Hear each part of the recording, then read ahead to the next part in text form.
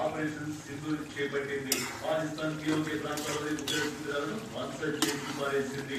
ఆ తర్వాత పాక్ ప్రతీకార దాడులు జరగడం, వాటిని భారత్ తిప్పికొట్టడం వంటి పరిణామాలతో రెండు దేశాల మధ్య యుద్ధ పరిస్థితులు వచ్చాయి. అత్యంత మేకలు తీసిన భారత పాకిస్తాన్ వాస్తవ చేసుకున్నాయి. ఇక్కడే సింధుకి ట్రంప్ వచ్చాడు.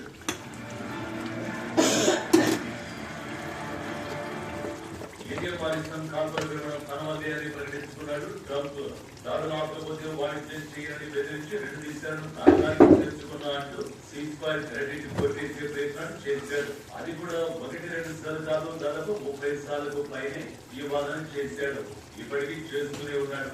ఈ క్రమంలోనే భారత్ కూడా సీజ్ ఫైర్ వ్యక్తుల ప్రమేయం లేదని, టీజీఓ స్థాయిలో జరిగిన ప్రత్యక్ష చర్చలతోనే కాల్పుల విరమణ జరిగిందని వివరణ ఇచ్చింది. కానీ ట్రంప్ వెనక్కి తగ్గకపోవడం మోదీ సర్కార్పై విమర్శల నుంచి ఒత్తిడి పెరగడంతో ప్రధాని నేరుగానే ట్రంప్ తో తేల్చుకోవాలని డిసైడ్ అయ్యారు. అందుకు కెనడాలో జరిగిన G7 సమిట్ ని వేదికగా ఉపయోగించుకోవాలని అనుకున్నారు.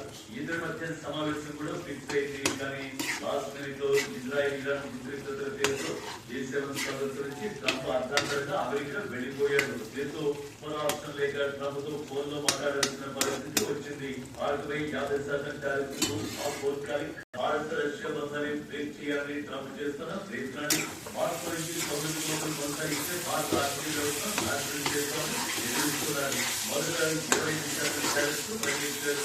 అవి అమల్లోకి వచ్చిన రోజే మరో 25% ప్రకటించారు. పెట్రోల్ అయిపోయేందుకు ఎనర్జీ కూడా ఉంటాయంటున్నారు. మీడియా అర్థం చూసేవరకు నిద్రపోయేది లేదని ఓపెన్ స్టేట్మెంట్ ఇస్తున్నారు. ఇక్కడే మోడీ పుతిన్ యాక్షన్ మార్చారు. భారత రష్యా బంధాన్ని మరింత బలోపేతం చేసుకోవాలి. ఎప్పుడైతే రష్యా నుంచి చమురు కొనుగోలు చేయదని ట్రంప్ రెచ్చిపోయాడు, అప్పుడే అజిత్ డోవల్ మాస్కో వెళ్లారు. భారత రష్యా మధ్య ఇప్పటికే కొనసాగుతున్న సంబంధాన్ని మరో స్థాయికి తీసుకువెళ్లారని చర్చలు జరిపారు. అప్పుడే పుతిన్ భారత పర్యటన కూడా ఖరారు చేశారు. అది జరిగి 24 గంటలు కూడా గడవక ముందే మోడీ పుతిన్ టెలిఫోన్ లో చర్చించారు. ఈ చర్చ కూడా ట్రంప్ కు కౌంటర్ గా జరిగింది. ఇరువురు నేతలు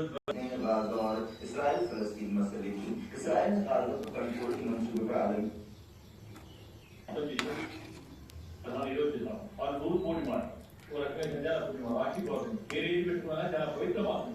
రాఖీ పండుగ కూడా అన్న చిన్న మధ్య అనుబంధాన్ని పెరుగుతుంది కూడా మనం చూస్తాము. ఓ రక్షణ ప్రభావాన్ని చూపింది. ఇది మొదట అమెరికాలో 1929 అక్టోబర్ 24 నాటి స్టాక్ మార్కెట్ పతనంతో ప్రారంభమైంది. తర్వాత అమెరికా ఈ ధోరణి వేగవంతమైంది. ప్రపంచ వాణిజ్య సమీకరణాలు పూర్తిగా మారిపోతాయి. ట్రంప్ చెబుతున్న గ్రేట్ డిప్రెషన్ సిచ్యువేషన్ అదే కావచ్చు. I don't remember.